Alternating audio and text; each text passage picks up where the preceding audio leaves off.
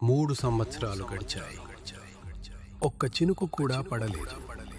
నదులు ఎండిపోయాయి, పొలాలు నాశనమయ్యాయి. పిల్లలు ఆకలితో ఏడుస్తున్నారు.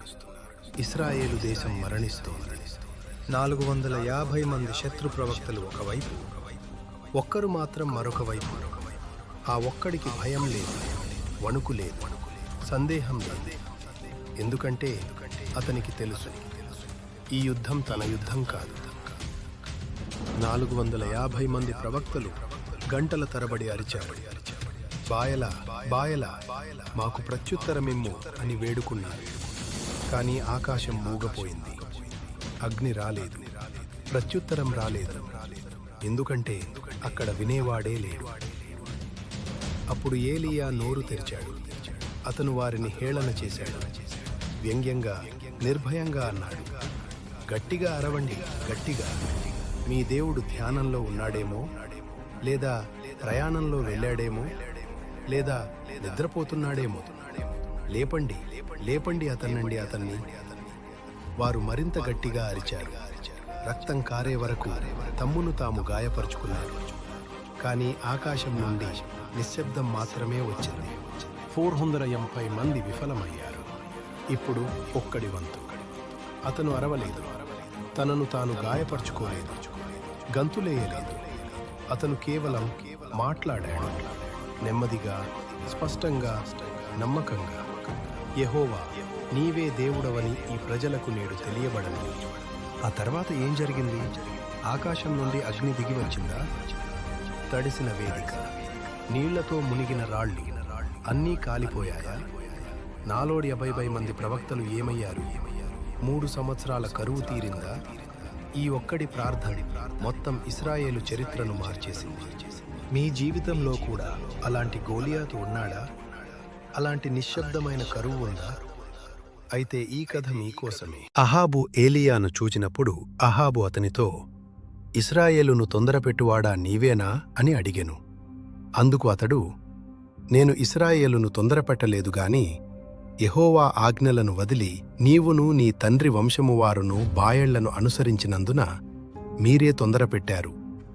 ఇప్పుడు బాయలు ప్రవక్తలు 450 మందిని, తోపులు కొలుచు ప్రవక్తలు 400 మందిని, ఈజెబులు పోషించు వారందరినీ కర్మెలు పర్వతానికి నా దగ్గరికి రమ్మని ఇశ్రాయేలు వారందరికీ వర్తమానము పంపించుము అని చెప్పెను.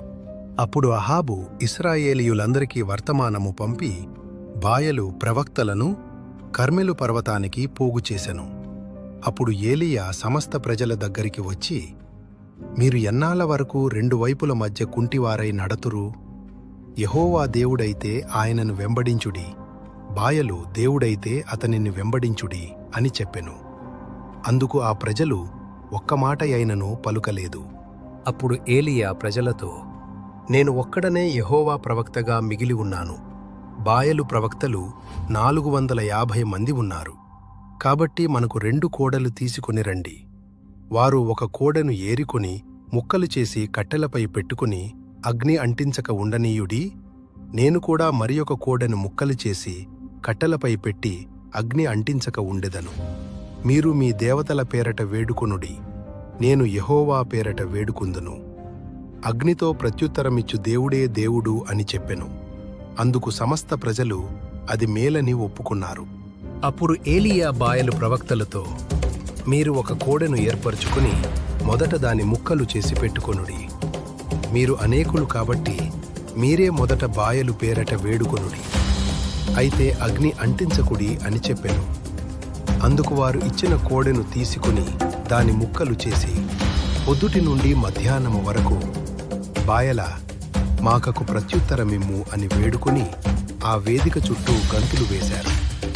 అయితే అందుకు శబ్దమేమీయూ లేదు, ప్రత్యుత్తరమేమీయూ లేదు. మధ్యాహ్నమైనప్పుడు ఏలీయా వారిని హేళన చేసి, గట్టిగా మొరపెట్టుకొనుడి, అతను దేవుడే.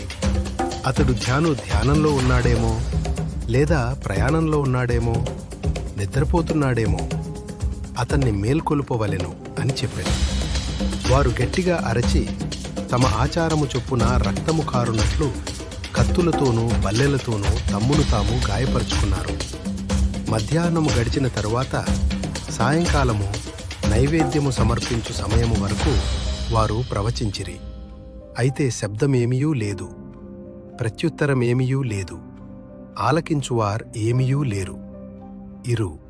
అప్పుడు ఏలియా సమస్త ప్రజలకు, నా దగ్గరికి రండి అని చెప్పగా అందరూ అతని దగ్గరికి వచ్చిరి. అతడు పడిపోయిన యెహోవా వేదికను మరలల కట్టెను. అతడు 12 రాళ్లు తీసుకొనెను. ఇశ్రాయేలు కుమారులకు యెహోవా మాట్లాడిన సమయంలో యాకోబుకు ఇశ్రాయేలు అనే పేరు పెట్టబడింది. ఆ రాళ్లతో అతడు యెహోవా నామమున ఒక వేదిక కట్టెను. అతడు వేదిక చుట్టూ 2 సేర్లు విత్తనాలు పట్టేంత వెడల్పుగల కందకమును తవ్వెను. కట్టెలు అమర్చి కోడెను ముక్కలు చేసి కట్టెలపై ఉంచెను. తర్వాత 4 కడవల నీళ్లు తోడుకొని హోమము మీదను కట్టెల మీదను పోయుడని చెప్పగా అట్లే చేసిరి. మళ్ళీ అది చేయుడని చెప్పగా మళ్ళీ చేసిరి. 3వసారి చేయుడని చెప్పగా 3వసారి చేసిరి. నీళ్లు వేదిక చుట్టూ పారి కందకమంతటా నిండెను. సాయంకాలపు నైవేద్యమర్పించు వేళలో ప్రవక్త అయిన ఏలియా దగ్గరికి వచ్చి, అబ్రహాముకును ఇస్సాకుకును ఇశ్రాయేలుకును దేవుడైన యెహోవా, నీవు ఇశ్రాయేలులో దేవుడవని, నేను నీ సేవకుడనని, నీ మాట చొప్పున ఇవన్నీ చేశానని ఈ దినమున తెలియబడుగాక. యెహోవా, నాకు ప్రత్యుత్తరమిమ్ము. నీవే దేవుడవని ఈ ప్రజలకు తెలియబడాలని, మరియు నీవే వారి హృదయములను తిప్పికొంటున్నావని కూడా వారికి తెలియబడాలని వేడుకుంటున్నాను అని అతడు ప్రార్థించెను. అప్పుడు యెహోవా అగ్ని దిగివచ్చి హోమముని కట్టెలను రాళ్లను మట్టిని మింగివేసెను. కందకంలోని నీళ్లను కూడా నాకివేసెను. సమస్త ప్రజలు చూచి సాష్టాంగమైపడి, యెహోవా దేవుడు, యెహోవా దేవుడు అని చెప్పిరి. అప్పుడు ఏలియా, బాయలు ప్రవక్తలను పట్టుకొనుడి, వారిలో ఒక్కడైనను తప్పించుకొనకుండా చెయ్యుడని చెప్పగా వారు వారిని పట్టుకొనిరి. ఏలియా వారిని కిషోను వాగు దగ్గరికి తీసుకెళ్లగా అతడు వారిని అక్కడ వధించెను.